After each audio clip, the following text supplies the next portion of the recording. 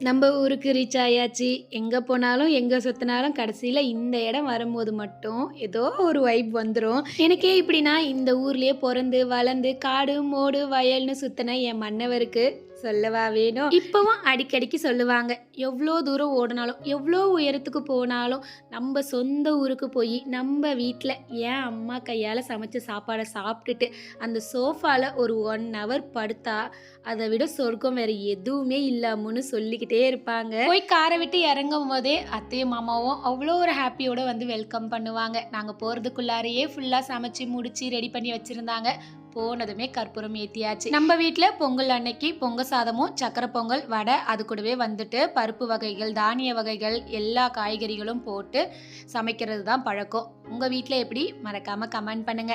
அப்படியே நம்ம வீட்ல கண்ணுக்குட்டி போட்டிருக்குன்னு சொன்னேன் இல்லையா, அதையும் அப்படியே கொஞ்ச நேரம் கொஞ்சிட்டு சாமி கும்பிட்டு முடிச்சதுமே சாமி கிட்ட வந்து பொலி தண்ணி வச்சிருப்பாங்க. அதாவது பொங்கல் வச்ச சாதத்துல இருந்து கொஞ்சம் எடுத்து தண்ணியில கரைச்சி வச்சிருப்பாங்க. அதை வீடு ஃபுல்லா சுத்தி தொளிச்சுட்டு பொங்கலோ பொங்கல், பொலி பொங்கல் அப்படின்னு சொல்லி குழந்தைங்களையும் சொல்லுவாங்க.